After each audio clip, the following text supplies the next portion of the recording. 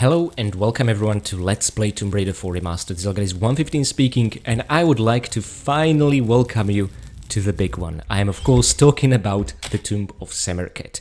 Quite possibly the longest, scariest and hardest level of Tomb Raider 4, and it was about bloody time after that seemingly endless Karnak loop. This is the highlight for me.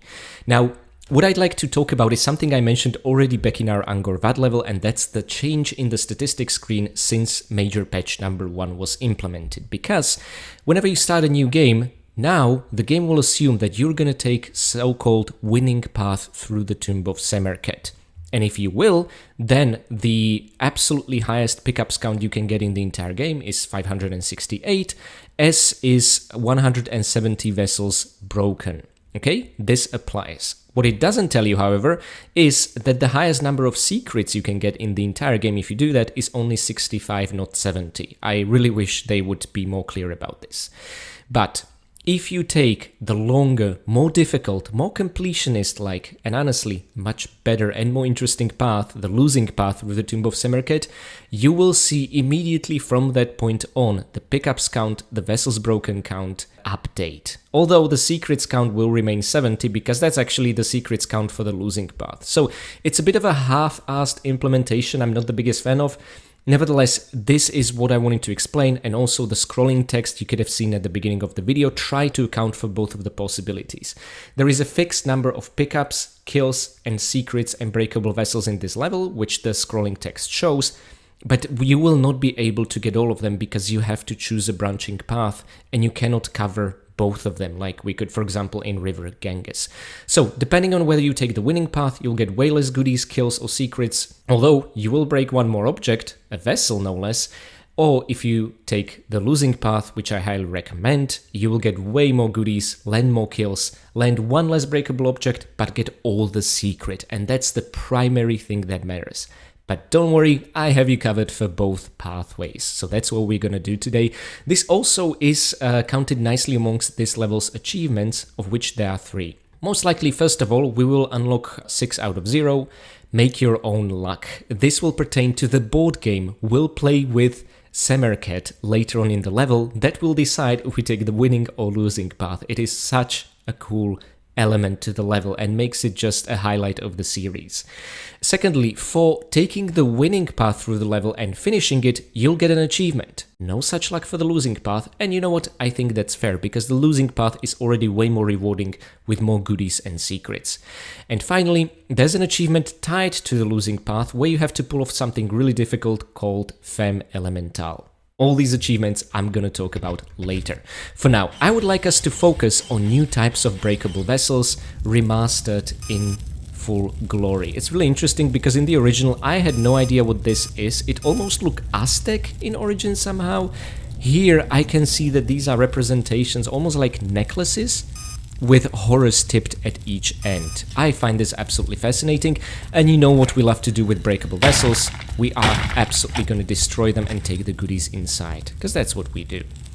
Now, interestingly enough, for those of you who have seen my original 2021 playthrough, you'll notice I also change the pickup count and the kill count differently. And one of the reasons is right over here. There they are, the evil, vicious beetle swarms. I highly recommend you skip this cutscene, by the way, but I want to, in this playthrough, let all of them run their course at least once. You know what? These are terrible lighting conditions to take a picture, so I'm not gonna do that.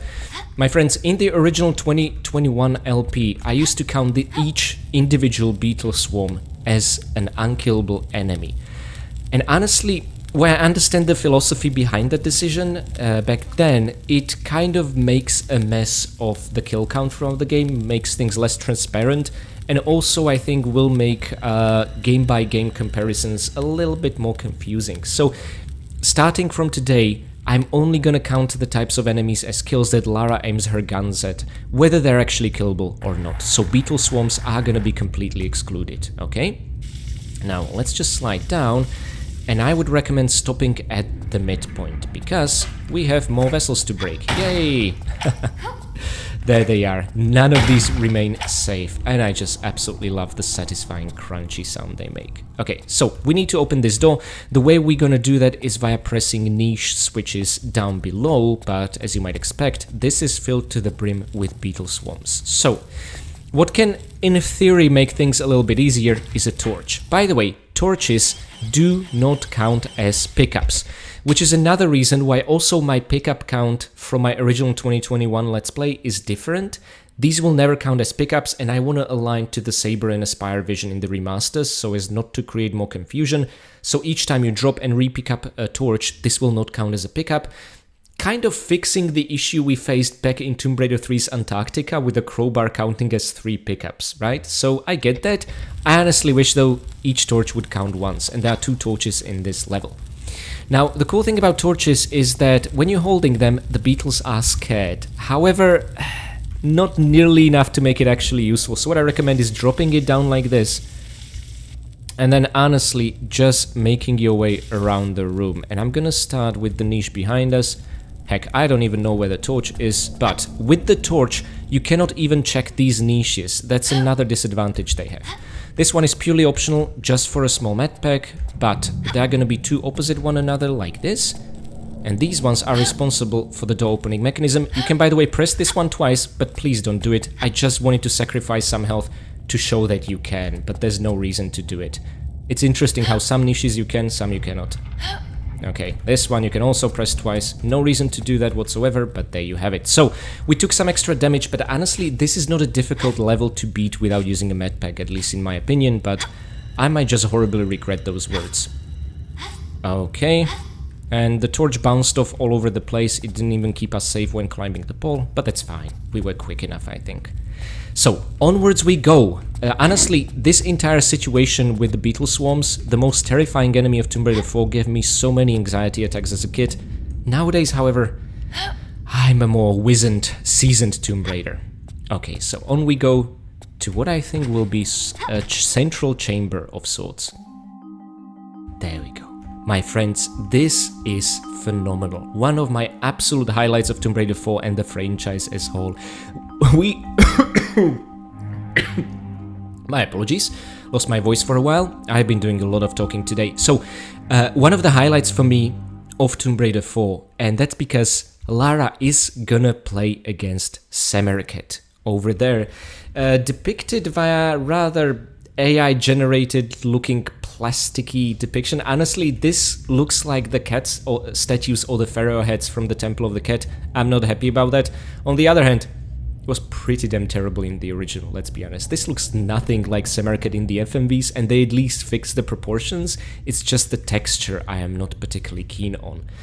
But let's take his 2D representation, and for a while later we'll see a 3D one as well. Now, if you jump over here across this corner, you can absolutely already access this level's first secret. This is one of the 2 secrets you can access before you commit to either losing or winning path. And unfortunately, Lara cannot corner shimmy like that from ladder, because the other texture is not a ladder, which I think is a bit of a bummer, but there you have it. So, white shots, again, I'll be using these later in Alexandria, I think, just to conserve the normal ammo, although that might not be needed, who knows. And a small med pack, which I'm hoping we'll never ever use. We'll see how it will go. Nothing on the other side, by the way, you don't need to check, and also you can go and check the pieces individually and around, and you know what? This might be a prime opportunity to actually take a picture of the Senet board as is, whilst all the pieces are here, because that's not always gonna be the case. And I'm just wondering... Nah, let's take it from up top as we descend it. And you can already guess you will be the one playing with the colored pieces, and Semerkhet will be the one playing with those on the opposite side. Okay, wonderful. So now, where do you want to go? Well, you can go to the right path if you want, but there's no point until Lara learns how to play Senet. If you already know that, there's another mechanism preventing you from going there before you get the rules, and that's a simple trapdoor. So, in this regard, we do need to follow the original dev's vision on how you're supposed to complete the level and take a slight detour here, which frankly is one of the scariest parts of the game. Yeah, unless you really like playing with fire, which I don't think you do. Okay, if you drop down here, You can already lure 2 jackals and avoid them via a backflip. Couldn't be easier. You don't even need to waste shotgun ammo. So there they are, those bloodthirsty beasts. Now, remember the good old Nishis? Those that didn't actually spit fire and flame and cinders? Well, those are now gone. We're gonna be using these ones. Before anything, however, if you don't like playing with fire, you can completely circumvent it by grabbing the ledge over here and simply corner swinging up here. This will take you to the second secret of the level. This is the secret that you can access if you end up taking the winning path, one of the two, and that's it for secrets if you do. The remaining 5 secrets will all be essentially concentrated in the losing path of the Tomb of Semerkhet. There we go. Yeah, again white shots, but this time a large medpack, so literally just an improvement of the first secret. Nothing to write home about really, but nevertheless, every little bit counts. And now, what I'd love to do is... Oh my god, Lara, seriously? But you know what? Actually, no, this is good. This way we'll be there faster than shimmying all the way there, so let's just re-grab it. Oh my god. Miss Croft, please cooperate. We are being recorded, you know that, Lara? Thank you very much. Now, what I'd love to do is just corner shimmy along the sides. Okay, I guess we need to give her a bit of space. Well, this is awkward. But I don't want her to start using her legs, because that's gonna slow things down. There we go. There's a good adventurer. So, this way, it completely doesn't look like it should be possible, but you can corner shimmy like this as well. And now just go 1 rank up to be able to shimmy onto the ledge over here. Wonderful. And you have skipped a really nasty, scary part of the level. Well, we still have something to do here. Wait for the fire to go out and immediately approach the niche. There, and let's press it. This will end up disabling fire jets, keeping the rules of the Senet safe from any would-be adventurers. Remember, if you end up in a shallow water like this, you will take no falling damage and you cannot even risk hurting Lara in any shape or form, which is awesome. And there we go, the path is clear, you can pick up the rules of Senet. Oh, this is such a cute key item, and it will immediately show you the trapdoor opening up, and you are ready to start playing.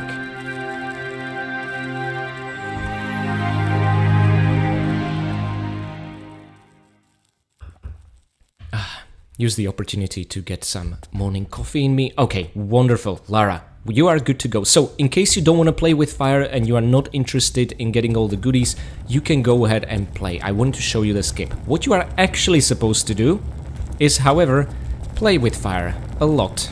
Yep. Okay, so let's avoid this. I think we can immediately touch this one. Wonderful. And now, pathways have opened up, allowing us to continue to the next chamber. But I just want to wait for this one. This one's purely optional. All it's gonna have is a pickup, but come on, that's absolutely a noble goal. There we go. Just a small medpack for your trouble, which I think is cute. So, the block we originally used to access the second secret and turn off the jets protecting the rules of Senet, we were able to access thanks to a block that has now receded into the floor. So now it's no longer accessible like that, unless you're able to pull it off from this block, but you've seen how difficult it is from this one, so I don't think that's possible, but maybe you guys can pull it off. I certainly cannot. Where we were supposed to enter this entire time, oh boy, is the Chamber of Hell and Damnation. So, what I would very much like to do is start with these jets of fire on the left as we entered. The final one over here seems inactive. Let's take advantage of that and get our hands on shotgun shells. Now make sure to always make it to the middle. Use these faces as a reference point. Don't try to cut any corners. You won't even know how, and Lara will be instantly on fire. Okay? So, let's wait for this cycle to begin and then shut itself off. And then we'll focus on the jets on the other side. I just realized I still haven't saved the game. I guess I like to play with fire. Well, there we go. And this initiated a cycle of one of the jets of fire on the other side. Now I just kind of have to remember which one, but you know what? I'm gonna take things from this side please be patient, give it time, especially if like me you're not saving, okay? I want to save when we reach the actual Senet game. Okay, but the middle one seems to be off completely, which is very good for us. Oh, we can even try this one twice, yay! And that's what's gonna extend cages in the main room, which you might be a bit confused about, what's the point? And I'll tell you. And there's another one, which just shuts off this one. Although I can't remember if it's permanent or limited, but I'm not gonna risk it, let's immediately back up. The safest thing you can do is hop back and then walk back. And now, remember the middle one over here? Because of all the niches we touched up until this point, this one enters on and off toggleable cycle, which is good. So, my friends, we have touched all niches, the final one opened up a path out of here, and this way we can monkey swing across, which is awesome. Okay, maybe a forward grabbing jump could have done it, but at this point I really didn't want to risk it, since we did such a good job with the fire jets. So again, just a little bit of patience will get you a long way through them and they won't be a threat, but there's gonna be a worse example of these in actually the following level, which feels like a direct continuation of Tomb of Semerkhet. And these now cover up the entrance, okay? And this entire time, the point was triggering either this or this cage to climb on top of them and be able to reach the ledge to turn off the fire jets, protecting the rules of Senet. But we took a nifty shortcut back then. So again, if you're not interested in all the goodies and you wanna just beat the game and avoid these fire jets at all cost, I showed you a way to do it. And you can still get a secret even if you don't care about all the pickups, okay? So, I hope I've catered to all kinds of audiences this way. Just because I'm a completionist doesn't mean I expect everyone to be one. I don't think that would be very fair.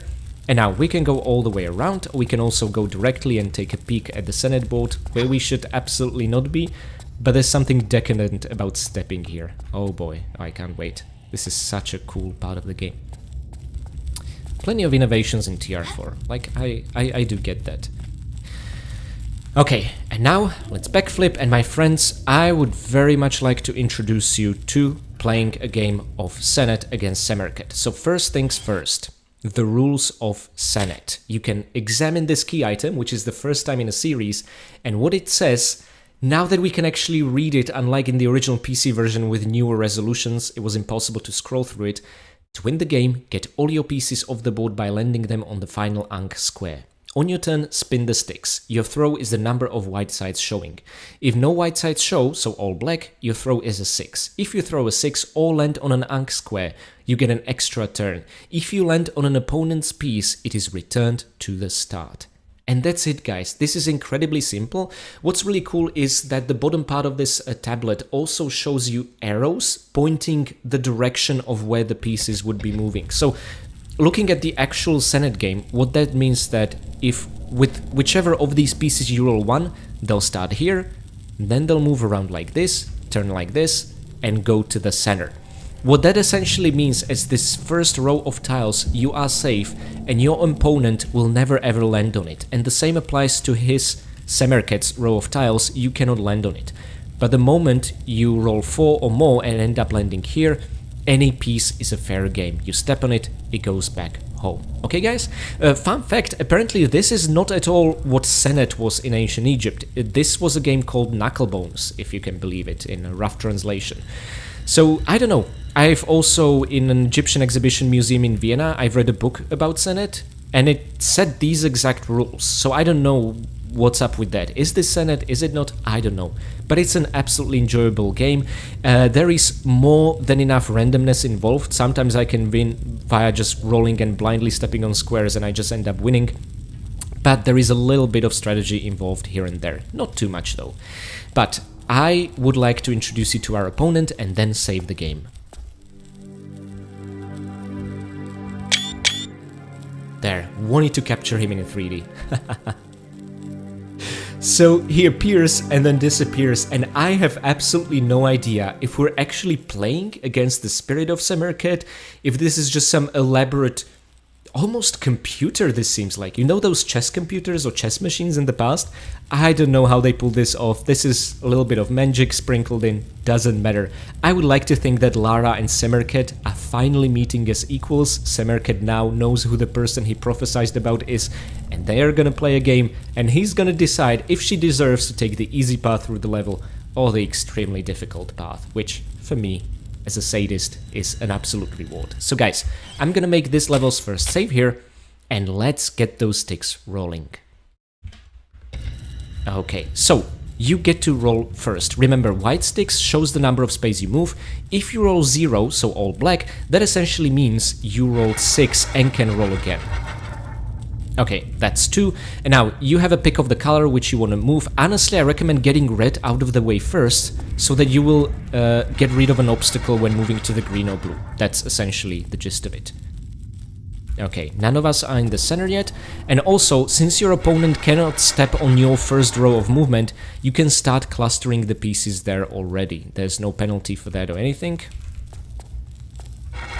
And whenever we land on an Ankh space, including the final one, we get to roll again. So, in theory, if you get extremely lucky, you can start an absolutely destructive chain event of moves. And now, I want to move red again, because we'll end up landing on an Ankh space, and therefore roll again, which is good. But we cannot land on the opponent's piece yet, because he's in his own row, safe and sound.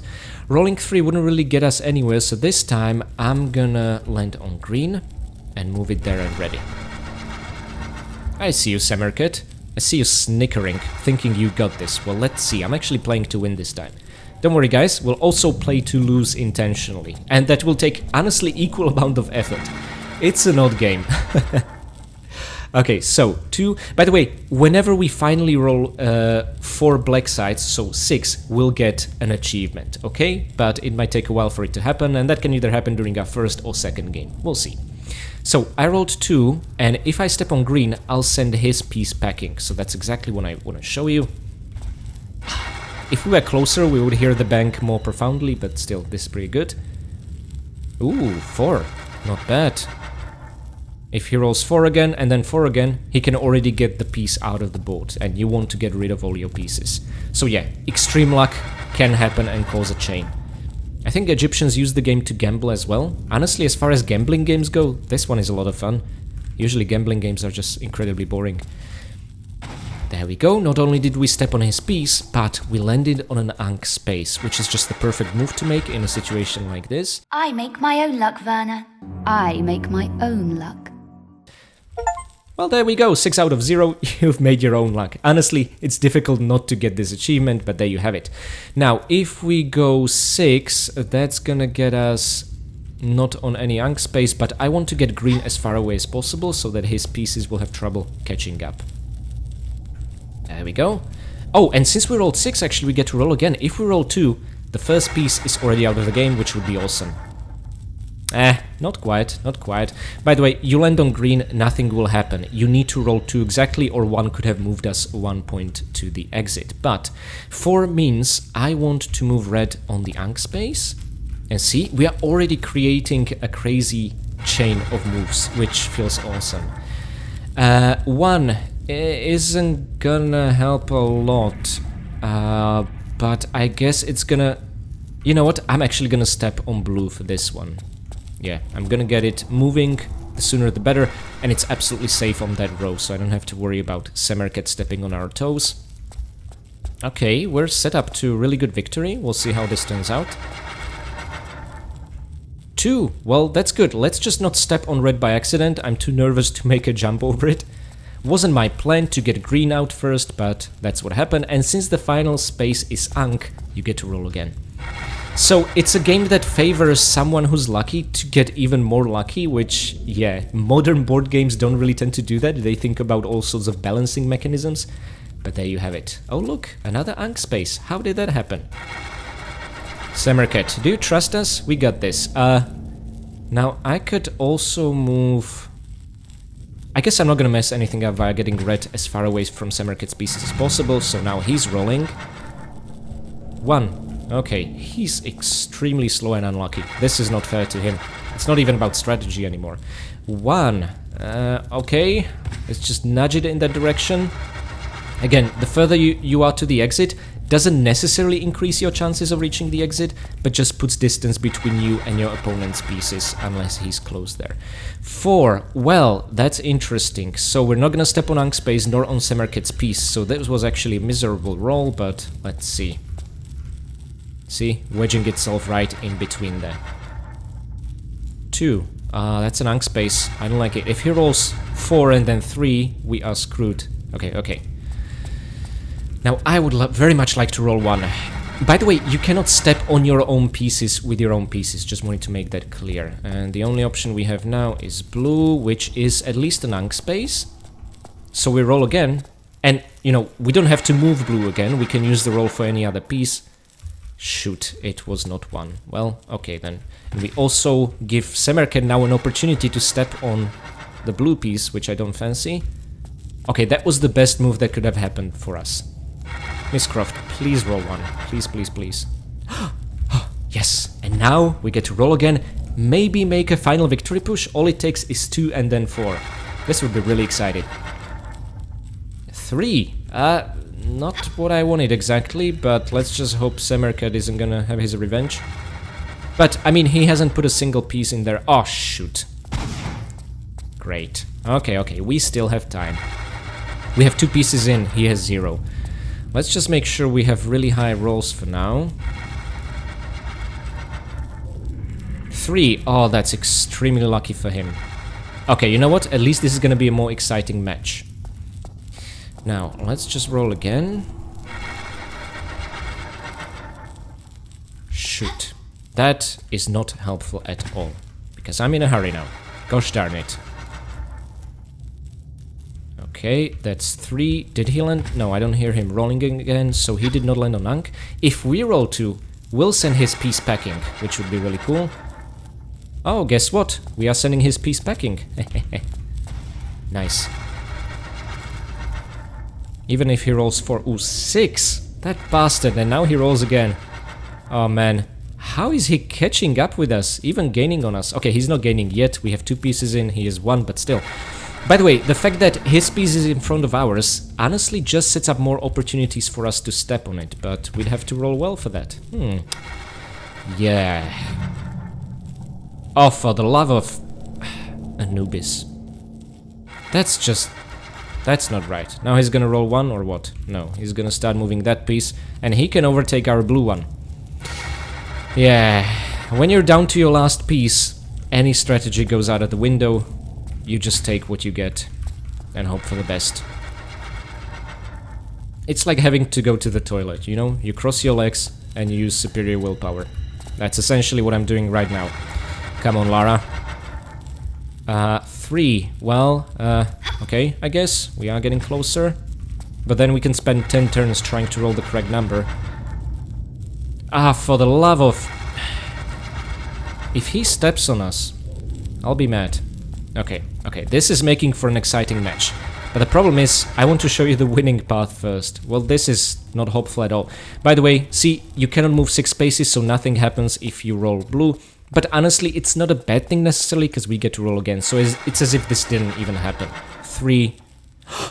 Guys, we did it. So before we win the game, I want to show you something. Take a look at the stat screen. The total pickups in the game are, according to this, 568, secret 70, vessels broken 170. And now, if you win... There. As a victory path and a nod of respect from Semerkhet, you get these 3 cages raised, and you'll see those dice, or I guess knucklebones, disappearing, the sticks, and when you open the stat screen, you will again see 568 pickups, secret 70, and vessels broken 170. Why is this exciting to me? Well, it's not yet. It will be later on, and we have a backup save for it. But I think I'd like to take on the winning path without saving at all. We'll see. So guys, we made it. We are well on our way to unlocking the Croft Gambit, but it involves you beating the level via the winning path, not just winning the match against Semerkhet, okay? And now these will be perfectly aligned running, grabbing jumps to overcome this. I can't imagine anyone else than Lara making this, but hey, look, maybe it's an adventurous standard. Even Vonkroy was able to pull off these distances. And he monkey swings faster, so there's that. Now, it doesn't matter if you choose left or right, both directions just mirror one another, so it's a bit inconsequential. But I would like to descend down here and get a shotgun ready, because there'll be a very impressive double door over here that will open as soon as you approach, but don't fire immediately, you'll just waste shells, because those pellets will hit the door until it's open, okay? So just a little bit of patience is the key here. Now, I would like to go down and, oh yeah, more breakable vessels. I guess the only reason to ever go and take the winning path is more breakables, but that's not gonna make up for not being able to get all the secrets. Anywho, we got our hands on Uzi clips, and here there should be a box of the good shotgun ammo. Wonderful. And you know what, we're gonna use it straight away. Although no, maybe not at this one. This guy you can just easily take care of using your pistols, because he appears in quite the distance. You'll have to choose completely different strategies for New Game Plus. This is, by the way, a dead end. And be careful, another one's gonna try and ambush you. There we go, very unsuccessful, which I'm happy to see. And now we end up in every adventurer's worst nightmare, the Death Beetle's den. The worst thing is, these things can climb up. Even if you jump here, you're not safe. And actually, this might be a great shot at capturing them. Oh, there's no torch in the original? Well, that kind of sucks, but come on, it's raining beetles. When else am I gonna take a picture like this? So, I would very much like to put Lara closer and maybe a bit panicky. And let's do something about the pose. Miss Croft, it is raining beetles. How do you react? Okay, this looks like she's trying to capture them, but you know what? That's fine. This is exactly what we want. So, there's the original Lara in complete and utter darkness with the death beetles. And that's the new one. Yeah, I think I'm happy about that. And the moment you go away from the photo mode, you'll be like, oh, whoa, where are we? And yeah, you are not safe on these blocks. You could have already seen climbing up. They don't even need to fall on those blocks. They can get there from the bottom. Now go up, up, up, up, up. Okay. These guys can bite you even if Lara's feet are technically above ground. It's really vicious. So 3 beetle swarms. It doesn't seem like the winning path is much easier now, does it? But once you'll see the losing path, you'll understand. I think that breakable vessel over there is empty, so we just want the large medpack here. And this, my friends, is the central puzzle we have to solve. I would like to use this opportunity to show you something cool, because this is an inconsequential playthrough. It's not really the playthrough I'm going to use for this run of the game. You can aim with two-handed weapons, being a shotgun or a crossbow, using the look key. And where you aim, Lara will aim in that general direction. See the pellet scatter? And I'm intentionally using wide shot. If you aim down, you can even hit the inactive jackals, and there's blood splatters coming from them. Now, unlike the Jade statues in Tomb Raider 2, you are not actually dealing damage to these guys. In the original Tomb Raider 2, you could destroy Jade statues that way before they even awaken. In the remastered Tomb Raider 2, you can no longer do that, and in original and remastered Tomb Raider 4, it also doesn't work anymore, okay? So I just wanted to show you that not only you cannot kill the jackals like this, you also will realize no matter how many shots you fire at them, when they wake up, they'll have their full health. Hey guys, Zelgaris from the future here, deep in late night editing. Did you know that shooting an inactive jackal like this will end up increasing your kill count? I sure as hell didn't at the time of me recording this, and this will create confusion later when we check out the level and stat screen for the winning path through the Tomb of Semerkhet. Nevertheless, please be aware that should you hit the inactive jackal with enough pellets and cause enough blood splatters, the wonderfully implemented Saber and Aspire kill count will increase your kill count and consider it a kill, despite the jackal not being active at all. And as you'll see soon, the jackal will come to life despite the kill count thinking we killed it. So stay away from this unless you don't mind an inaccurate kill count. So not only we cannot drive over enemies or make them fall, we also will end up encountering an entire new enemy type later on, halfway through the game, which will shoot down, but the kills count will not increase. And also the kills count is busted if you end up shooting inactive Jackal like this here. This, by the way, also works in the Times exclusive level I have tested. Nevertheless, just wanted to clear that up. Please, Saber and Aspire, fix the damn kill count or remove it altogether. Otherwise, it's just misleading us. Anyway, back to our adventure. Okay, so it's kind of inconsequential, but it's just a neat trick I want to show you. And manual aiming via a two-handed weapon is actually something I'm gonna also use again later in Alexandria, I think. Anywho, we see mirrors of light casting these rays of sunshine, I presume, which in the original looked more like flowing, transparent sand. It was a bit odd. This is so much better.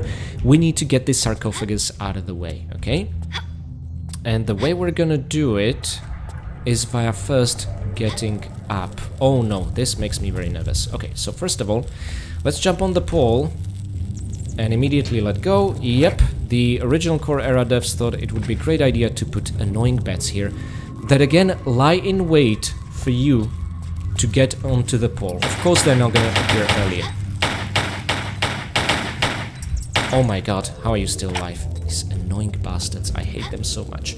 What's worse, we'll have to climb up and make it, well, take your pick. Both of these are pretty bad options, and this is one of those backflips that really makes me nervous. If we mess this up, that's it.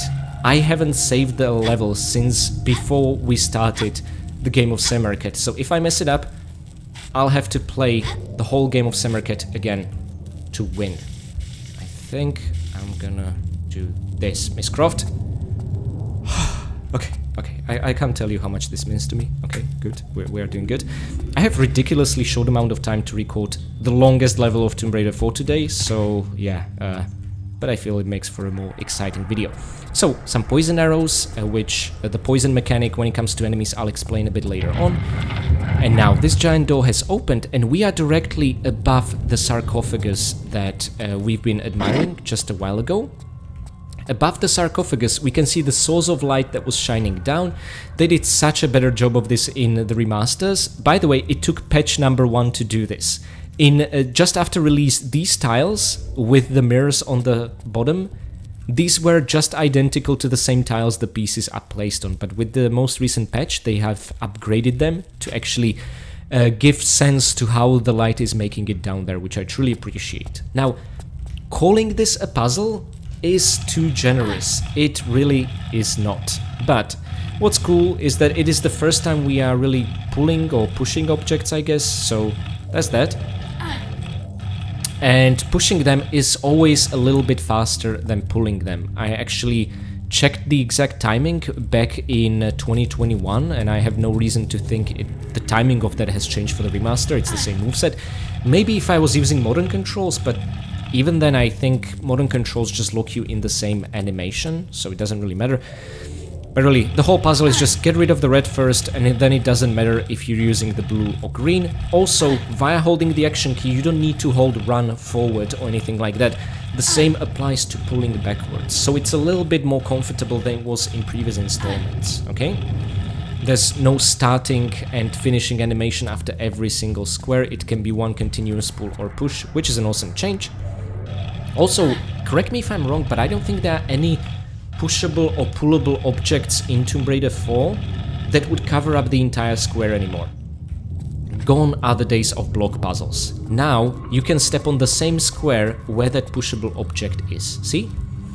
And this is gonna make certain moves possible, but honestly completely reduces and removes any block puzzle element. But then again, you know, if you're actually playing the whole series, we've had plenty of those in the previous 3 games, so that's fine.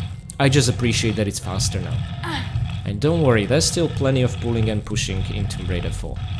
Although arguably not as much as in the previous games. Anyway, with the final piece, what we'll actually do is we'll block out the light completely. And by the way, if these look familiar, it's that Lara is the winner, the victor of the match against Semerkhet, and she's essentially putting her victorious pieces that we won the game with on pedestals. This is gonna make it all the funnier when you'll see what she's gonna do when she loses. Okay, and the sarcophagus has opened. So, Oh, those jackals. You know, I'm just slowly realizing that they're probably undead, because they're in a state of hibernation, not unlike mummies. Their eyes are growing red, their ribcage is blue, and yeah, they are very probably undead. Now sprint towards the pole, this is the only way you'll be able to grab it. If you just run, it will not be enough and Lara will fall down, okay? Or you can just make a standing jump, but come on, that's boring. Okay, let's switch to the good ammo and take care of each in turn. Oh, how did you get here? Anyway, you were too slow and confused. And now, what I would like to do, I guess we don't even need to make a save for a safety drop. Yeah, it's fine. Where we find ourselves in is actually the end of the level. Here I am, hyping up what a huge level the Tomb of Semerkhet is, and yet, what, 10 minutes was spent playing Senet, and then we are already at the end?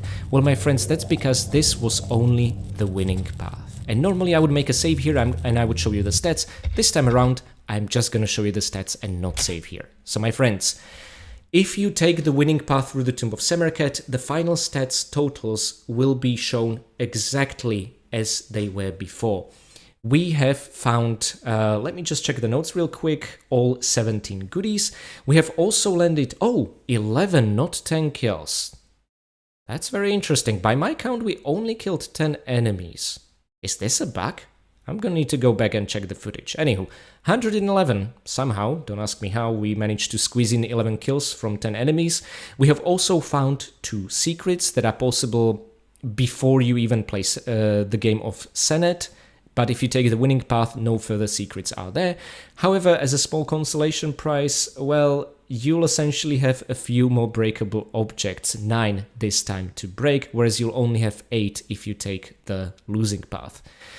And if you take another step, you will trigger the FMV and also unlock the Croft Gambit achievement. Now I feel like we need to earn the FMV, so I'm only gonna show you the full FMV once we beat the game using the losing path. But I'm at least gonna show us the achievement unlock to celebrate our victory. So on we go, and then I'll see you guys back at the game of Senet, where I'll purposefully try to use the rules to lose.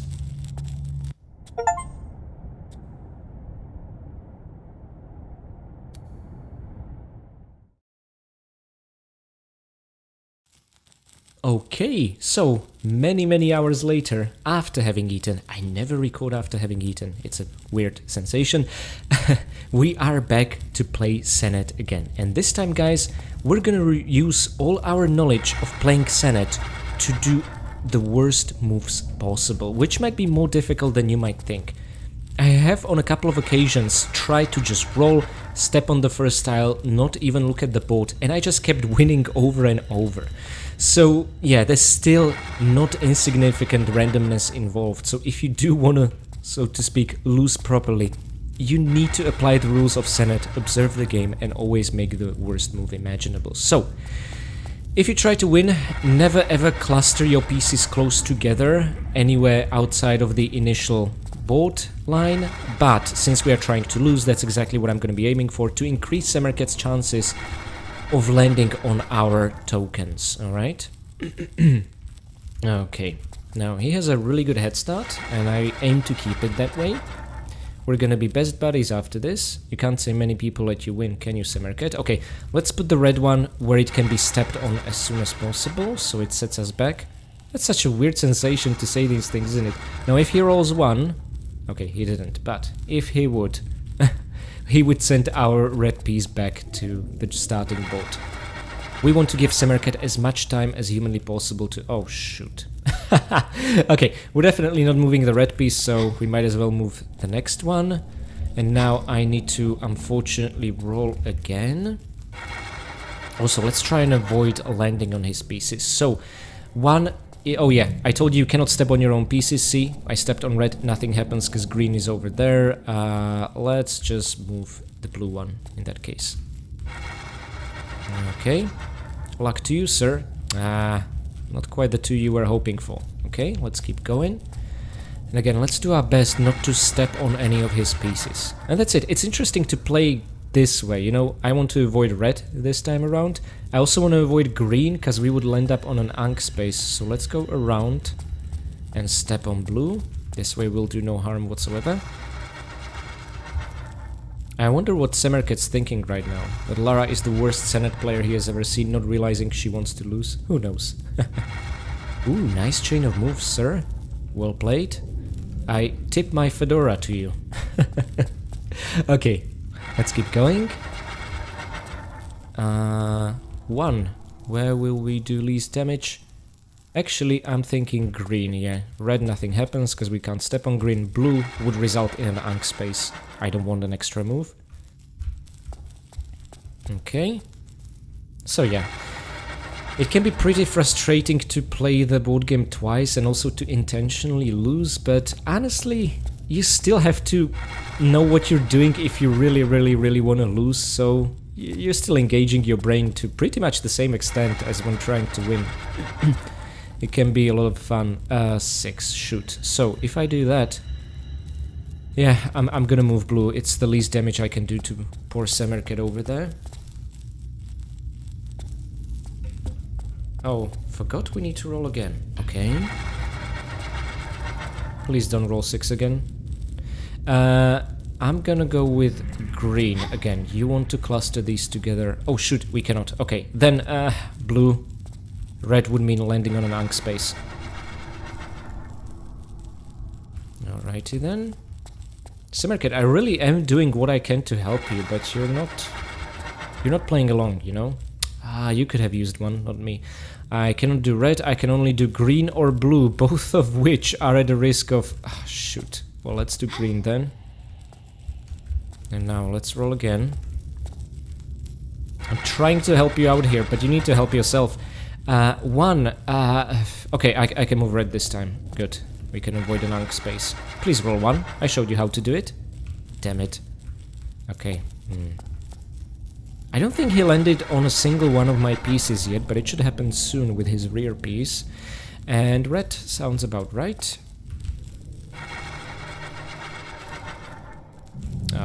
Gosh darn it. Okay. Okay. I'm getting dangerously close with all of my pieces. That's what this feels like.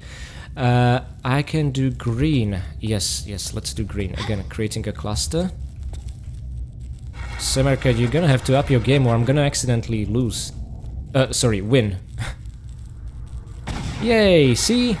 How good it feels to step on someone's pieces. That's what you need to be doing. Okay, great. 2 of his are already there, but now I'm at a risk of stepping on them. But via him stepping on blue, we have somewhere to dump all the movement points. See? Oh, this would be a no-go. Again, let's go around to not trigger any tile by accident. And now, unfortunately, I need to roll again. Okay. What is this? 2? I can get away with 2 using red. That's exactly what I'm going to be doing. 1 or 2. Here, 50% chance of doing something useful. Awesome. And now please roll 1 and make us lose. Ah, so close. I could have... Ah, that final stick just kept spinning. Okay. How not to step on his piece? 3. We can still get away with 3, right? Let's do that, sure. Come on. I'm doing what I can here. Nope. Oh, gosh. Okay, I mean, even if I put red across the board, it's still fine, right? Let's put green there. Okay. Nope, no such luck. Gosh darn it. Okay, we have 2, so I can move red there or blue. If I put red there, at least I'm gonna completely minimize the risk of stepping on his piece, so let's do that. Heck, even if I put both red and green there... Ah, shoot, okay, it cannot be green. And blue means an Ankh space. Oh, this is really unlucky. Okay, well, I mean, it would be lucky if we're trying to win, of course. Let's see. Semerkhet, I'm really doing what I can. Again, it cannot be green, but it can be blue. So, that's at least a small victory. It's up to you, sir. You had so many rolls. Come on. Yes! We have lost! That feels weird to say, but anywho, see how difficult it is to lose, even intentionally? It's kind of sheer insanity. Hey guys, another intermezzo from Editing Zelgadis here. My apologies, but I was so excited that I finally lost the game of Senet that I completely forgot to show you what this does to the stat screen. So, here is me doing another run of the level, where just before we lose the game of Senet, I want to show you the stat screen. As you can see, this is the same old 568 pickups and 170 breakable vessels we've seen the entire time since we started. However, the literal second that the final piece of Semerkhet starts disappearing from the Senet board and the trapdoors to hell start creaking open, if you pause the screen then and there, you will in fact see the new pickups count being 589 and the new breakable vessels count being 169. So this is the exact moment, and you know what? This wasn't the case pre-patch 1 of Tomb Raider 4 Remastered. Shortly after release, this would be the stat screen you would see the entire time ever since starting a new game in Angkor Wat. However, they changed it to the winning path stats upon starting a new game post-patch, and that's why I was so confused. And this makes perfect sense if they want to communicate their leniency towards you still being able to unlock Barricade with me for finding 568 goodies and unlocking the Oops achievement when breaking all 170 vessels that you can do if you take the winning path through the Tomb of Semerkhet. And the point which I constantly keep criticizing is that they forgot to update the secrets count, which still shows 70 in the winning path and the losing path, despite it only being possible in the losing path. So that doesn't make sense. And whilst there is no achievement for finding all secrets in the game or any reward outside of the individual rewards of individual secrets, it would be nice to have it at 65 and then extend to 70. And you know, if you take the winning path but still find all other secrets reaching 65 at the end of the game, you'll get all the Codex of something something achievements except for Codex of Karnak, okay? So I just wanted to finally clarify it, and from this point on, we'll stick to one and only statistic that will make sense. Up until we'll find another kills count bug. Anyway, that's not here or there, let's continue the adventure. Now, what actually happened is that rather than cages extending all the way to the top, we have multiple trapdoors we can pick. This is gonna sort of make you enter a long chain of slides, and these slides each lead into a separate chamber with pickups. But don't worry, you can access both of these chambers. The first one from the up top, the second one from the bottom. That's it. Now I'm just gonna try and remember which side we need to be facing. So first we start sliding here, and then we should start sliding forward, and this right here leads to a secret. Wonderful. If you were to start sliding this way, you would miss out on this level's third secret, okay? So let's just tilt Lara ever so slightly. Wonderful. And now it's all about timing that jump. Nicely done, Miss Croft. Thank you for your cooperation. Okay, now it is fairly dark in here. The goodies could theoretically be anywhere, but let's just slide down safely. And there should be Uzi clips, small medpack, and wide shot. Shotgun ammunition. Wonderful. And I see at least 2 of those 3 items. The Uzi clips, I think, are stuck in a corner somewhere. So first, let's pick these up, and this is a perfect example of the kind of breakable vessels you could not access should you take the winning path. Now you know what I mean by that. Now, there are quite a few chests that are going to be in this game looking like this, but none of these can be opened or destroyed or anything like that. There's going to be a different type of wooden chests. All these look like they're more of a masonry, made out of stone, that we'll be able to break. Okay, and that's as far as the secret goes, really. We don't need to worry about anything else. None of these slides lead to certain doom or anything like that, but you'll want to be aligned to the center. Oh, thank God, I saved it at the last second. There we go, and we can do a little bit of backflip. On your way down, stop by for 2 additional pickups. And this is one of the 2 chambers I mentioned. There's another one mirroring this one with another 2 pickups. And I'm gonna show you how to get to it. But on our way there, we're gonna have some good old sore board game loser revenge in form of Lara breaking all of Semerkhet's toys.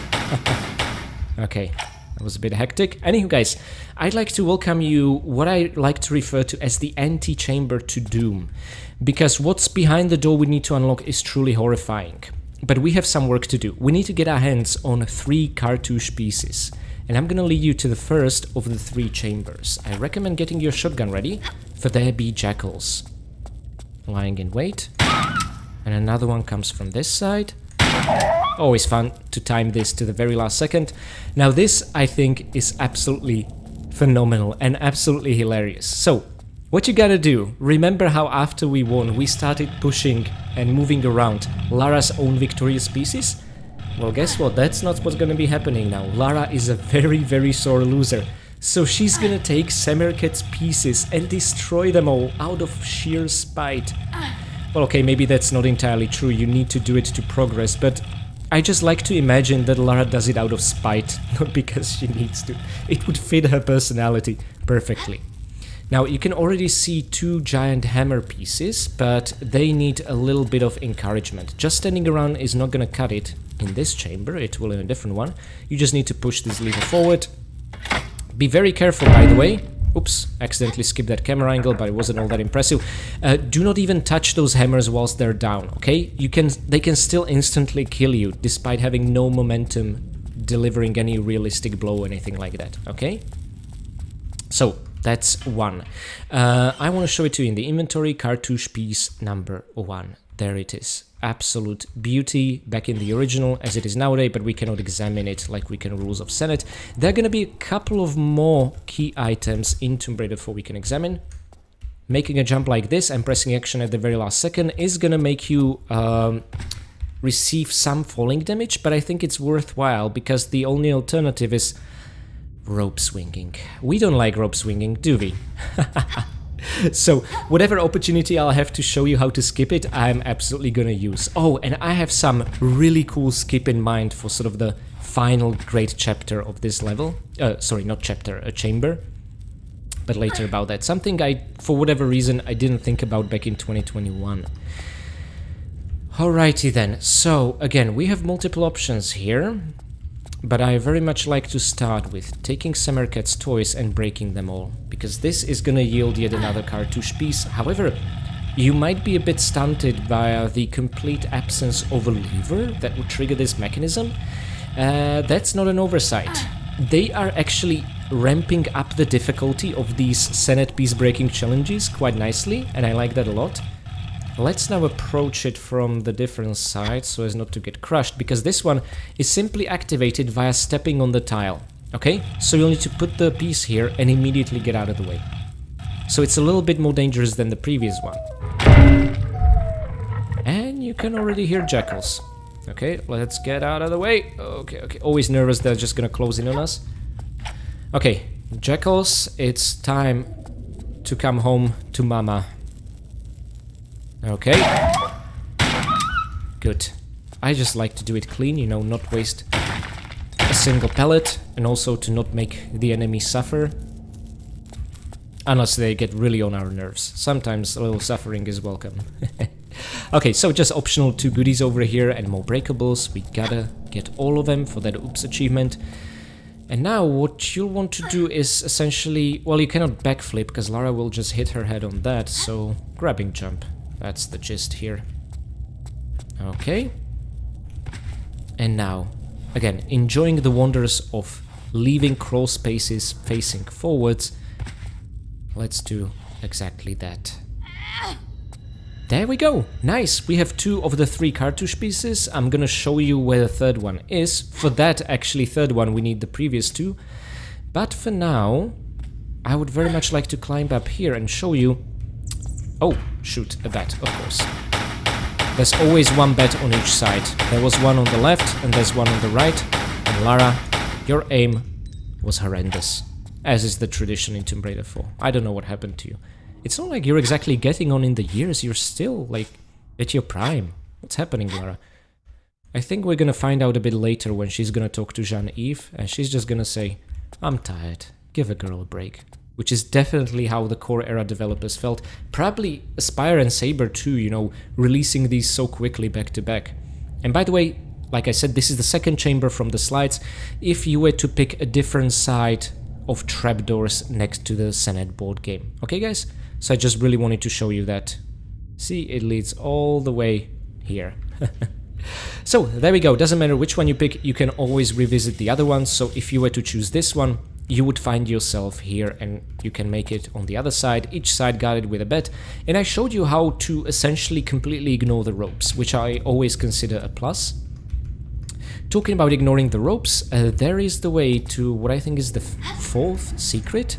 Again, it really helps to press the action key at the very end to extend Lara's falling trajectory a bit further.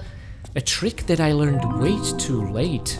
I think back in 2023 when I was playing PS1 version of Tomb Raider 2 Tibetan Foothills and I tried to make a jump across that chasm for a retro achievement.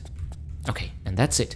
Now, trying to get down safely, I don't want to do a safety drop, that's a bit boring. Let's do a side flip like this. There we go. Awesome. And we have 2 doors. Well, I have some news for you. You have no way of knowing this other than trial and error, but that's fine. We need to combine cartouche piece 1 and 2, which look exactly as delicious as in the original, but a little bit better. Oh, that sound. No. However, the ba cartouche will not fit here. By the way, ba, I believe, refers to part of a human soul, according to Egyptian mythology. I think each soul had ba, and each soul had ka, and they were shown almost like flying birds with human heads. A little creepy when you really think about it, but the surprising thing is that the other cartouche piece we want to get is not going to be ka cartouche, it's gonna be Ra, like the god Ra. So that's where I'm a bit weirded out and it just feels wrong, you know? Okay, so be careful, because from the dark corners, beasts will emerge. And I'm actually really impressed that we managed to kill that one from such a distance with a shotgun. Honestly, guys, if we were using white shots, that wouldn't work. Now, this right here is a trapdoor, it will only open from the bottom. We are gonna make use of it a bit later on. Ah, there we go. We need to put another Senet piece over here, but be mindful of the burners over there. The only way to disable them is via pressing this lever. Now, this whole thing is a timed sequence, but I'm cocky enough that I'm not gonna save. Okay, and now, Miss Croft, please recover from that and sprint, sprint, sprint, sprint, sprint. And make sure to jump and grab this slope and immediately start going upwards. Now, the song that's playing right now can mislead you into thinking that the moment it ends, the timer expires, but that's thankfully not the case. Even when it's over, you'll still have a little bit more time, okay? Now I'm gonna jump behind the piece, because like I said, pushing is faster than pulling, which makes a lot of sense. You can put more of your body weight behind it, and just keep holding that action key. And the sort of holes in the floor you can see, both in the original and remastered graphics, refer to the burners we've seen, okay? So those are the dangerous spots you don't want to be in.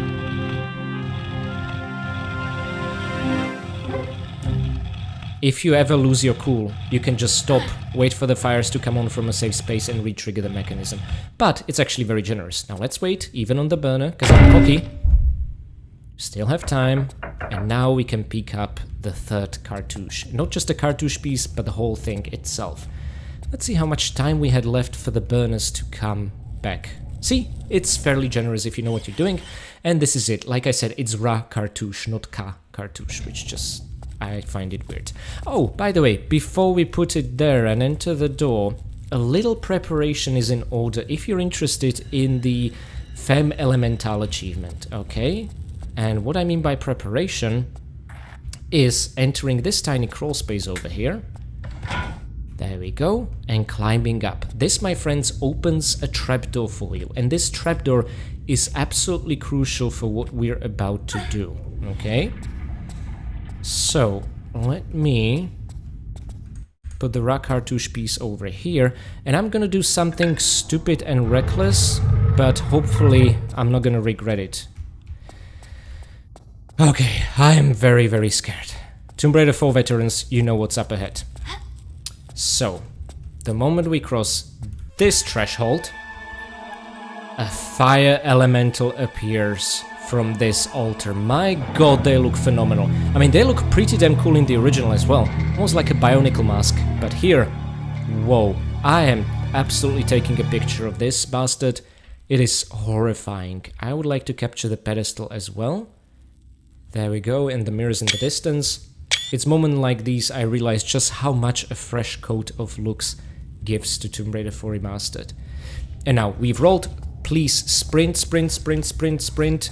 You want to lure this bastard into a pool of water. And maybe the best way to do that for this one is dropping here. Whoa, okay. Not sure how you got there. And now, yeah, body of water. But what happens here can be a bit random. Oh, thank God. Just smoke and bubbles. We got rid of the fire elemental. Guys, I have a very important disclaimer to make. In my original 2021 Let's Play, I counted these guys as enemies, and via luring them to their death, I would increase my own custom kill count. Since we now have Saber Aspire Remastered kill count, I am no longer gonna do that. Therefore, you can also see that the scrolling text on my video is quite different from 2021 Let's Play. Also, I do not count torches as pickups like I explained before, alright? Now, you might be wondering, hold on a sec, Zalgadis, you promised us Femme Elementale achievement and nothing happens. Well, if you observe the description, it mentions an ice wraith, not a fire wraith. This, my friends, was just a practice for the real deal, okay? But you need to do it in order to ensure that the fire and ice elemental or wraith never ever meet, because then the achievement is disabled. So, this is half the achievement. The second half we are gonna do right here, and this is where I'm gonna save. I know, I'm sorry, but there's just too much randomness involved, because it's one thing to do it while surviving and not using a medpack, it's a whole another to do it without getting hit at all. And I'm gonna show you my best strategy, but it's not unfortunately completely guaranteed to work every single time. Especially when I'm an idiot, I'm gonna start taking pictures. So first of all, guys, please save here because of this achievement. It really is the best way to ensure you'll have as much time as needed to pull this off. There we go. And now, let me get that photo mode ready. Let's open the box. Oh my god, I cannot get the photo mode out. Well, that's great. Okay, that annoyed me a little. Now we can. Alright, so we cross a certain threshold. What I want to do is... Great, it disappeared off the map. Well, isn't that wonderful? Okay, so not only did I not take a picture... Woo! Talk about dodging. Oh. Now I want to time this. That should have been good. Okay, yeah, time that climb up. It's gonna... Oh my god! That was not intentional, but it looked that way, so I'm gonna take it. And now, guys, this is where the trapdoor I opened before gonna come into play, okay? Hold action whilst you're falling. It can help you nudge Lara a bit forward. Okay, it went underground, that's fine. As long as that bastard stays there. And now, doesn't matter if it's the left or the right pool of water, both should work. Not sure jumping was the right course of action, but let's move into this corner. Yes, we did it! First try! Femme Elementale eliminate the Ice Wraith without Fire Wraith's help or taking any damage. My god. I just forgot about one important thing. Taking a picture. That's fine. We're gonna see another pair of Ice Wraiths a bit later on in the game. That's where I'm gonna take the picture. But it was worth unlocking the achievement, okay? Awesome. So, like I said, the only way you can do it, like the achievement description says, is without Fire Elemental's help. And that essentially means getting rid of it the same way. Now, what I'm a bit confused about, perhaps, is that I understand that the Fire Wraith pretty much vanishes when you lure it into water, but why does the Ice Wraith? This is weird, and it also doesn't match what will happen later in the game. Anywho, guys, you know what time it is? 3 ropes consecutively. Now, I think I got this nailed down, and I'm definitely not saving since we saved so recently, but make sure to jump out of this rope a bit earlier. This one's ridiculously easy to overjump and therefore make Lara fall to her doom. This one, on the other hand, is a whole separate issue. But the worst is behind us, and now we can just go forward and unlock another secret. Oh my god, that was close call. You need to cross this threshold, okay? So, let's pick up the box of grenades over there. Let's also get the... completely new ammo type. Let's immediately check it out. This right here is revolver ammo. My friends, you know it probably. This is gonna be Tomb Raider 4 version of the Desert Eagle. So, the most powerful weapon. unless you account for explosive crossbow ammo, which is even better than grenades, and in some aspects better than super grenade ammo, but in some not. I'll get to it when we get those weapons. Now, in my original 2021 LP, I used that rope to jump into here just to make things more difficult. This time, I took less of a risk, because this is still a guide. I guess I'm getting more scared as I'm getting older, but something I didn't show you back then that I'm gonna show you now is an amazing trick which can completely make you avoid using those ropes again. See, normally I had to go down, reclimb, rejump those 3 ropes and make it over there and swing. Well, say goodbye to that nonsense, because if you squeeze Lara here, behind the pillar, and then you make a standing grabbing jump, that's it. You don't need it. So that means we've eliminated an entire rope swinging action. Now, to be fair, we will need to use them at least one more time. But we removed 1, so it's now twice rather than 3 times, which is awesome. Now, whenever facing bats, I'm nervous they'll fly off the map, which can happen in this area. So we are at 110 kills, perfect. That's what we need to be at. There should be 2 of them. Is he dead? I don't know. Okay, 112. Good. Awesome. So, there's gonna be 2 more bats up top, and those are gonna be essentially the final enemies of this level. Now, what we gotta do here is, again, make a well-aimed backflip, and we'll even need to do it twice, but this is actually easier than the one in the winning Tomb of Semerkhet path, so there's that small consolation prize. There we go. Now, guys, before I do anything, I want to get rid of 2 more bats, just to take care of that problem as soon as we can. This is a weird jump, where you can jump because the ceiling is angled that way. It's kind of awesome, really. Okay, if you're not interested in all the secrets, by the way, and you just want this to be done with, there's your exit. But come on, guys. You picked the losing path through the Tomb of Semerkhet on purpose, so you could get all secrets, so you're not gonna do that, are you? Maybe you are if you're fed up. Oh, by the way, just want to officially check, we are at 114 kills, good. No bats have disappeared in the making of this video. There we go, one of these, with mandatory falling damage, but it's really minuscule, you're still fine. Look how much health we have. What it did is it extended the platform over there so that Lara can put her arm somewhere she probably shouldn't, but she's gonna do that anyway. But again, we have to make a backflip now, and I'm trying to remember the exact texture reference point. This should be fine. Very good. And now a niche. And this was interesting because this one's gonna have an item, but this one will be a torch. And again, we're not counting torches as pickups according to Saber and Aspire, so yeah, this is another reason why my pickup count is different from 2021. Now, I'm gonna show you a neat trick. You need to get down and then find the torch, and it's very easy to lose it. So if you don't want that to happen, press the weapon, unholster key, Lara will throw it, then draw a flare, and repress the flare hotkey, and the flare should drop exactly where the torch is. The physics are identical, there they are lying next to one another. So, whilst the flare is lit, we can get down, and I would like to make a safer safety drop here. And I'm thinking of doing the exact same thing here. See, these are tools we didn't have at our disposal back in the original playthrough, so this feels awesome. Actually, maybe I could have jumped there and descended from that ledge and take no damage whatsoever. True. Lara will always prioritize flares, so just repick it up, get rid of it, or wait for it to burn out.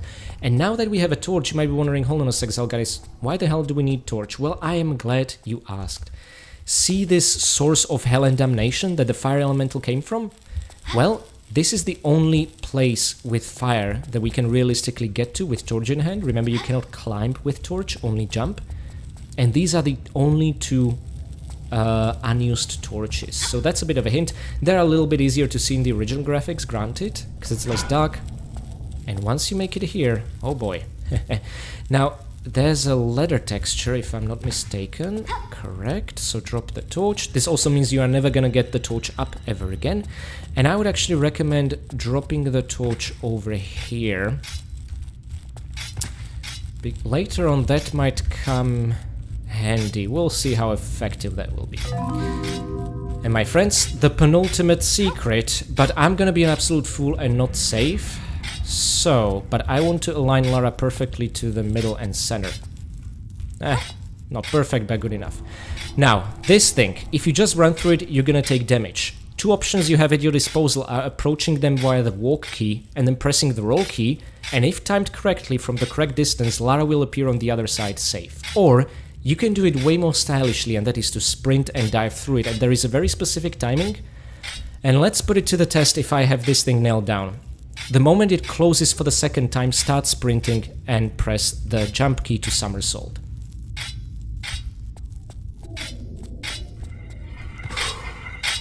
You cannot imagine the amount of stress I'm in right now. I haven't saved since, well, okay, the Ice Elemental, but I just want to see this through to the finish line. Now guys, welcome to the penultimate secret. It is quite a generous site. There are 4 goodies here, despite there being 5 pedestals, 1 is empty. But I'm gonna show you what I consider to be the most efficient order in which to pick these up. Now the first 2 items don't really matter in which order you pick them up. This can be flash grenades and then the white shot shells. The reason why I recommend these first is that you are safe. The problem comes with picking up the large medpack and the box of flares, but I think I would also like to just take a picture of these 2 sarcophagi, because these are new. We haven't seen these ones before. They're not the same ones as in burial chambers, so that by itself is pretty damn neat. Okay, the lens flare effect messes it up a bit, but it's still fine.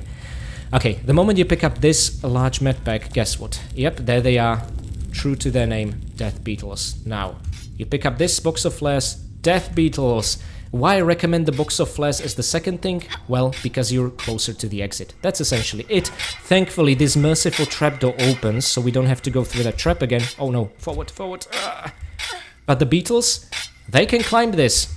Don't ask me how. This is really vicious. This fire should in theory protect us from them, but you can see just about how efficient it is. They almost like to devour the fire. It really just doesn't work. Anywho guys, penultimate secret is ours.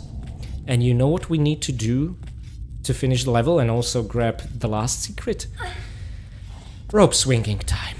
Yeah, you're not gonna avoid it this time. Still, we reduced 3 times swinging across 3 ropes to only doing it twice. I think that's a pretty good thing. Also, it's gonna make navigating this time again a little bit easier. So, let me just do this. And again, you know the drill. You're gonna make sure to grab the first rope, then please try not to overjump from or onto the second. So do it a bit... Okay, not that early, my god. One more mistake like this, we are dead, Miss Croft, okay? I was trying to be so careful about not overjumping that one that I did the exact opposite. The rope is moving, but only a little. It should be grabbable. Okay, okay. So, again.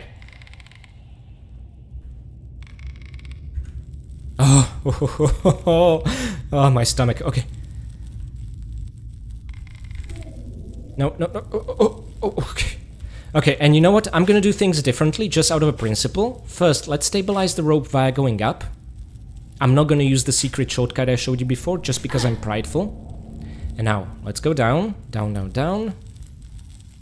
Now that it's stable, we should be able to swing forward like this without too much trouble. There we go. Okay, I don't see a way in which I could mess it up now, but Lara finds ways to surprise me. Okay. Oh shoot, this for the 3rd time. Okay, come on. This is easy compared to, like I said, the slope in the winning path. So, as long as my fingers don't slip from the action key, we should be fine. Thank you, Miss Croft. Now we should be able to get there. You cannot hit Lara's head over that mirror. It actually doesn't physically exist, see? It's just a visual effect added via the remasters, and much appreciated one. I really like it. They embraced the mirror puzzle from the winning path sarcophagus, so that's pretty awesome. For inspiration. And now, this secret is not difficult to get to, it's just ridiculously easy to miss. In this darkness over here, there's another one of these switches. The 5th one, if I'm not mistaken, in the game. Oh look, Lara can grab it with one arm. That's cute. Because the other's used for holding a flare. Awesome. And what this achieved is, it looks like it gave us a platform to exit the level, but you could have reached this even without the platform. No, what it in fact does, it allows us to reach the ceiling. This is the secret. There we go, my friends, the 7th and final secret of Tomb of Semerkhet, and we are so close to victory. Oh, I can smell it. Okay. Do you now understand what I meant by this being proper Tomb Raider 3 sized level? It wasn't really looking like that during the winning path, but my god, I hope this convinced you otherwise. The losing path. Perfect. And you know what's pretty cool? This is the exact same corridor we've seen when we entered from the winning path crawl space over here. And I thought for the longest time this is just an exact copy of the same kind of final chamber that the winning path leads into, but no, they did the hard work. These are actually connected. This is the sarcophagus where normally we would see 2 jackals guarding it. Oh, there they are, there they are. So the level is actually put together this way. And unfortunately, there's the breakables, we're never gonna get the large med pack and so on. It is not possible. If maybe you somehow manage to glitch up there, awesome. Then you can do all sorts of shenanigans. But I'm gonna respect the sort of losing path. So my friends, I'm gonna save the game here and check the statistics. This was the losing path of Tomb of Semerkhet, and honestly, the only one that matters. We have gotten our hands on all 38 out of 43 pickups in the level, meaning we raised our pickups count to 220. We are almost halfway there as far as pickups are concerned. We have also landed, I believe, all 14 kills, raising our total to 114 out of, well, technically 22 killable enemies in this level. And also, we have found this level's all 7 secrets, raising our total to 37. That means we already found over half the secrets in the entire game. But we are nowhere near middle of Tomb Raider 4, it's just that the secret rate is gonna decrease from now on. And when it comes to the vessels broken, well, I'm happy to say we have broken all 8 in the losing path, there are 9 in the winning path, leading us to 17 out of 169. If you were to take the winning path, you would see 18 out of 170. So exactly, the difference between Tomb of Semerkhet winning and losing path is the difference between the vessels broken here and the pickups. I do hope that makes sense. We have also unlocked this level's all 3 achievements, for which I'm very happy. For rolling 6, for finishing the winning path, and Femme Elementale for doing extremely difficult shenanigans in the losing path, which we are now going to finish. And I'm going to show you in the next FMV what are the clues that Semerkhet has left in his own tomb for the wearer of the amulet. Because remember, only with the amulet Lara was able to open this door. Semerkhet probably didn't prophesize that Von Croy is gonna nick it just a few seconds after, but that's where things get really interesting. So let's check the FMV and then I'll thank my absolutely amazing patrons.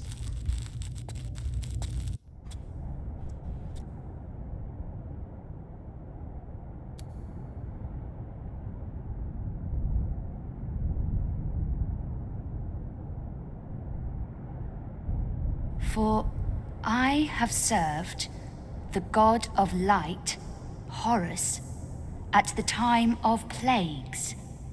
To read this inscription means that the ruler of darkness is free. Set is released to walk abroad amongst the mortals, enlisting his armies of the night to serve him. He who removes the amulet and releases the dark power of Set shall summon the sun god Horus, for only the power of light will again imprison him.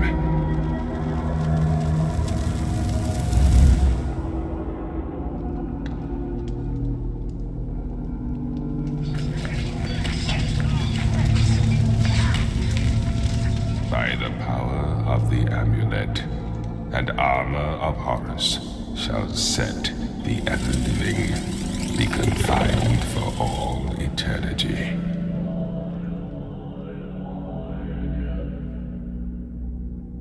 Summon the might of Horus through the light of the millennial constellations into his temple beneath the ageless pyramid, into his likeness set in stone. With his amulet and his armor, he is once more poised to battle and defeat Set. Poised to battle and defeat Seth. Well, let's see that in a couple of weeks if Horus will live up to his reputation, shall we? In the meantime, I'd like to say thanks to my amazing patrons: Blaine Goopel, Mick, Severin Drex, Enstickle, Katie Danger, Pooh the 2, and Basic Brian E. Thank you so much for being my loyal Winstons and for helping Lara polish her winning Senet Peace Collection trophies. Next, I would like to say big thanks to my caretaker Winstons, Michael McConkie, Karavetu, Renegade Durney, Blanket Fox, Jonathan Jones, Dig the Bee, and PD92. Thank you guys so much for your support of the channel and also for looking after Lara and reminding her to put on the damn sunscreen. It is the peak of summer after all, and furthermore, think of all the fire and brimstone she faced in the Tomb of Semerkhet. Oh, and there's more fire to come in the next level. You really looked after her skin today.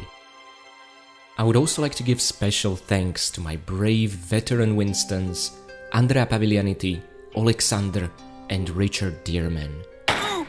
Thank you guys so much for your valiant support of the channel and also for helping Lara, the sore loser that she is, break all of Semerkhet's pieces. You've seen her rage quit countless times when playing Monopoly against her and you knew it's best not to get in her way but instead to help her out and help her out to enact her revenge. You did. And finally, I would like to give one very special thanks to my one and only fine vintage Winston, Akira Foxmind. Thank you so much for your long and generous support of the channel.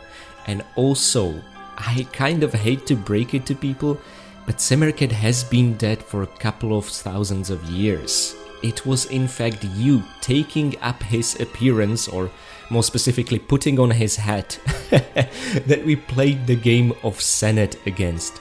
Thank you so much for 2 absolutely excellent games. Both our victory and our intended loss run were really close calls. I swear the loss was intended. Up until playing Tomb Raider 4, I never ever thought I'll play a board game within the Tomb Raider engine, and here we are. Thank you, Akira Foxmind, for 2 excellent games. And on a final note, I'd like to say thanks to my free Patreon members as well as to each and every one of you for watching and making it to the end of this absolutely colossal video. Honestly, despite being so much work to put together, it feels great to put out a video for a massive Tomb Raider 3 sized level. It's been a long time coming after those bits and pieces that Tomb Raider 4 has been feeding us. Now, guys, very important thing, I've received feedback that I should be mentioning this more and more often, which is why you've heard me mention this a couple of times already in my videos recently. All of my videos are demonetized. That means that you should have no ads interrupting your viewing experience. I find this especially important when watching guides and let's plays and things that, in case you are struggling and want to find some help online, do require a bit of focus, and the worst thing that can happen is to be constantly interrupted by ads. I personally cannot stand it. The consequence is that I am not earning any money for the time I put into these videos, and that's been one of the reasons, since I became self-employed and having to carefully balance out my time, that I started Patreon a little over a year ago. And since just over a year, so many of you have already decided to support me, which is amazing and incredibly humbling. And your support means that I am literally able to afford to take the time off to do these videos. And I want to be doing this more and more and more because, frankly, no matter what happens, if I leave behind these videos, that's amazing and incredibly fulfilling. So thank you guys all so much for that. Also, thank you for your patience. One of the reasons this video took so long, it's not just how huge Tomb of Semerkhet is when playing through both paths, it's also that overlapping with this video, I'm working on 2 completely separate projects, and they are very special, and I still can't believe they're happening. And I don't want to spoil the surprise, but you can look forward to one of them in just a handful of days by the end of June, and the other hopefully next week coming out. All that I'm gonna say is that both of these videos pertain to very special guests who I still cannot fathom decided to hop on and have a conversation with me. It's incredible. And I'm gonna leave you with this hint over here and this hint over here. So guys, be on the lookout for both. One very important for Tomb Raider and the future of the franchise, and the other is really crucial and important for making publishers stop killing games. That's all I'm gonna say for now. I hope to talk to you soon, and until we'll see each other again, I wanna wish all of you happy raiding.